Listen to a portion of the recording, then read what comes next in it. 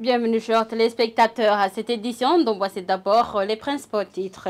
Certains parmi les habitants de la zone Boutelele affirmaient que certaines boissons alcoolisées vendues dans les bouteilles en plastique dites Bangala nuisent à leur santé. Toutes demandent à ce que ces boissons soient retirées du marché à l'instar de ce qui a été fait pour les boissons dites Sapor. Et les sociétés d'assurance augmentent leur fiche d'affaires chaque année, près de 20%. Déclaration ce lundi du secrétaire général de l'agence de régulation et de contrôle des assurances ARCA lors du lancement de la semaine dédiée à l'assurance. Voilà le sommaire, tout de suite les détails.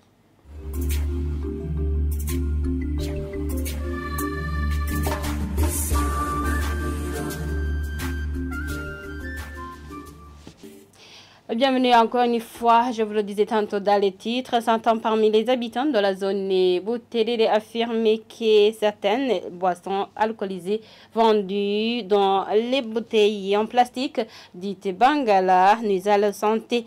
Certaines dames qui se sont entretenues avec la radio-télévision Sanganilo témoignent que depuis que leurs conjoints ont commencé à prendre ces boissons, ils n'en ont plus à leurs obligations familiales. Toutes demandent à ce que ces boissons soient retirées du marché à l'instar de ce qui a été pour le boisson dit Sapor. Suivez-les. Certaines femmes n'ont pas la paix dans leur ménage à cause de ces boissons. Un homme peut quitter sa famille très tôt le matin et revenir tard le soir. Sa femme peut attendre, mais en vain, et peut sortir de la maison pour voir s'il est aux alentours et le retrouve au Ligala avec une des bouteilles en plastique. Chaque fois que mon mari a pris cette boisson, il se plaint des douleurs au niveau du ventre. En fait, ces hommes qui ont pris ces boissons ne font rien. Ils sont emportés par l'alcool. Lorsque je prends ces boissons, je perds connaissance. Et lorsque je le fais sans avoir rien mis sous la dent, je n'ai plus de force. J'ai aussi des sueurs, ainsi que des maux de ventre. Avant, lorsque mon mari prenait l'Amstel, il n'avait pas de problème. Maintenant, comme il fait le mélange de ces boissons, c'est pire. Ce que je demande, c'est qu'il les enlève du marché, ainsi nous aurons la paix. Nous demandons qu'ils autorisent seulement la bière locale et d'autres bières que nous puissions consommer sans effet. Nous demandons au gouvernement d'enlever ces boissons. Au marché, les gens sont en train de périr. On demande qu'ils retirent ces boissons définitivement. Le ministère en charge de l'agriculture recommande aux producteurs de produits agricoles à exporter en l'occurrence les avocats et à utiliser des produits phytosanitaires autorisés. Et ceci a été dit vendredi dernier par le ministre en charge de l'agriculture dans une réunion d'échange avec les intervenants dans le secteur agricole.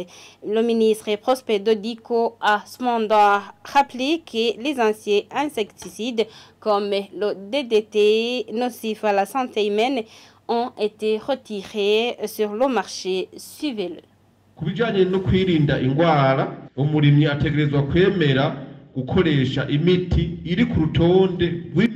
En ce qui est lutte contre certaines maladies, l'agriculteur doit utiliser des produits phytosanitaires qui sont sur la liste autorisée. Il y a des insecticides que les Européens ont retirés sur le marché. Je peux donner l'exemple du dichloro-diphénidichloroéthane DDT. Celui-ci a été utilisé depuis belle lurette, mais par après, il a été constaté que ce produit était nocif à la santé humaine. Une fois mis dans le haricot, l'on a constaté qu'après lavage et cuisson, les résidus restaient dans la nourriture cuite et pouvaient faire mal à la santé humaine, surtout aux enfants qui consomment le lait maternel. Il y a d'autres produits qui sont en train d'être retirés sur le marché.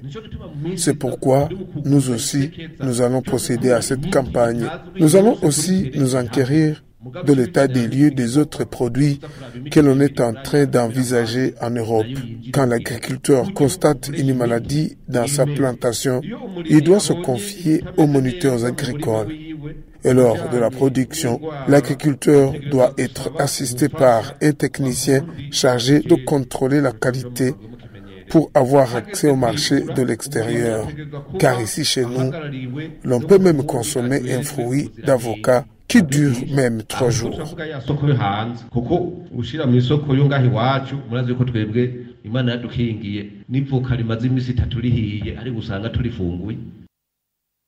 Certains habitants de la zone Buterere en commune urbaine de Nahangwa qui utilisent la route communément appelée Gamstaneri disent éprouver des difficultés de se déplacer suite au nid de poules et des tas de sable qui s'y trouvent.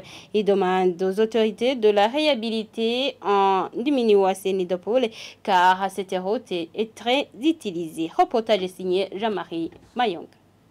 Bene imicanga biza mu gihe cyo muci murusha n'imvura iguye imicanga yose irasubira hasi hakaba ikintu bita ibyondo. Les transporteurs sur vélo et moto qui utilisent cette infrastructure se plaignent d'un mauvais état de cette route appelée Gamustaneri du quartier de Buterere. Ils signalent que cette route est pleine d'eau, nids de poules et des fois, quand il a plu, des eaux stagnantes bloquent la circulation et perturbent leurs activités. Ils disent que cette route est utilisée par plusieurs personnes qui se rendent au marché City Market et Kotebu sans perdre du temps. À cause de ce nid de poules et de boue, nous souffrons beaucoup car nous travaillons. Quand il pleut, les eaux stagnantes bloquent la route. Même si tu travailles, tu utilises trop de force et tu ne gagnes rien. Même la somme de 2000 francs Bukondi, tu en trouves par chance. Cette route nous fait défaut parce qu'elle n'est pas réhabilitée. Pour faire passer ce vélo, les pièces s'abîment et tu passes tout le temps au réparateur. C'est plein de nids de poules, de sable. Nous arrivons au City Market trop fatigués. Ce nid de poules et de boue sont sauvés quand il a plu. Pendant la saison pluvieuse, il n'y a pas de sable seulement, on y voit trop de boue. Nos clients se lamentent beaucoup quand nous déplaçons parce que les prix de tickets si une moto dépasse ceux du vélo car si vélo c'est 1000 francs jusqu'au City Market et une moto c'est 3000 francs. Il prend une moto parce qu'il n'a pas trouvé un vélo et on taxe beaucoup sur une moto à cause de l'état de cette route. Un des passagers vivant avec handicap précise que ce n'est pas facile de se déplacer sur vélo ou sur une moto car il arrive où il se rend étant trop fatigué à cause des secousses sur ses engins. Tu arrives là où tu vas trop fatigué. Comme moi qui ai un problème de jambes, j'arrive à en trouver. Mon handicap s'est multiplié. Pas moi seul. Quelqu'un qui a un bagage, souvent il tombe par terre. Tous demandent aux autorités de voir comment réhabiliter cette route qui est d'une grande importance. Nous demandons que cette route soit réhabilitée, car c'est une route qui relie deux quartiers, Buterere et quartier 10, jusqu'au City Market. Vraiment, une fois réhabilitée, elle facilite le mouvement des commerçants qui se rendent au marché City Market, et ça aidera tout le monde. L'autorité zonale précise qu'il y avait un programme de pavage, mais qui n'a pas été exécuté. Serge Hategekimana, chef de zone Buterere, demande à ses supérieurs de leur venir en aide pour que cette route qui relie la zone Buterere et zone Ngagara soit réhabilitée. Merci à Jean-Marie Mayong. Et les sociétés d'assurance augmentent leur chiffre d'affaires chaque année de près de 15%. Déclaration de ce lundi du secrétaire général de l'Agence de régulation et de contrôle des assurances Arc-en-Ciel lors du lancement de la semaine dédiée à l'assurance. Dr Joseph Boutode a indiqué que ce résultat démontre que les gens commencent à comprendre l'importance de faire assurer leurs biens. Il a également annoncé qu'ils sont à l'œuvre pour corriger certaines irrégularités qui font état de lamentation des clients suivants. Maintenant, un rythme annuel d'au moins 17% de croissance annuelle chaque année. Si le rapport de 2023 va sortir, je pense qu'on a même atteint 20% comme taux d'augmentation du chiffre annuel chaque année. Alors, Les 3 dernières années, je crois qu'on a agréé au moins 4 nouvelles sociétés d'assurance. Ça dit ce que ça dit. Il suffit de comparer les 4 et 5 années d'avant 2021 et après 2021, vous allez voir la différence. Ensuite, j'aurais dit au début, l'élargissement du champ d'action où on propose des produits d'assurance.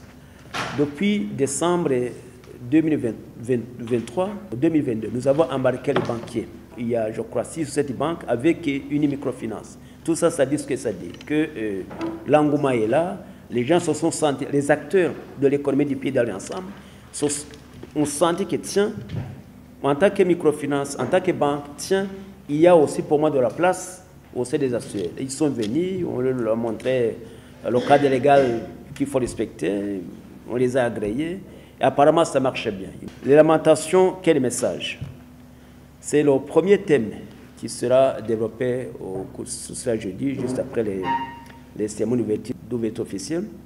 Le rôle de la digitalisation pour ces assurances. C'est vraiment pour nous ici où se trouvent les vraies solutions qui peuvent permettre de diminuer ces lamentations. Parce qu'il y a des lenteurs, ils cachent des informations, et ainsi de suite. Tout ça, nous pensons qu'à travers le mode de digitalisation, on pourra tous être au courant, que ce soit ici à l'ARCA, l'Intervalle s'assure, savoir exactement ce qui se fait chaque jour, compagnie par compagnie, produit par produit d'assurance, et ainsi agir de manière plus efficace qu'on le fait aujourd'hui. Mais sinon, si ça reste comme ça, avec les feuilles et les papiers, honnêtement parlant, on ne pourra pas faire grand-chose. Et à travers tout ça, et comme je dis, je pense qu'à travers l'innovation, à travers la digitalisation, à travers l'harmonisation des pratiques assurantielles, il y a moyen d'y venir à bout, un à un, pourvu qu'on continue à travailler en synergie. Et c'est par ici que nous mettons un point final à cette édition. Merci de l'avoir suivi. Au revoir.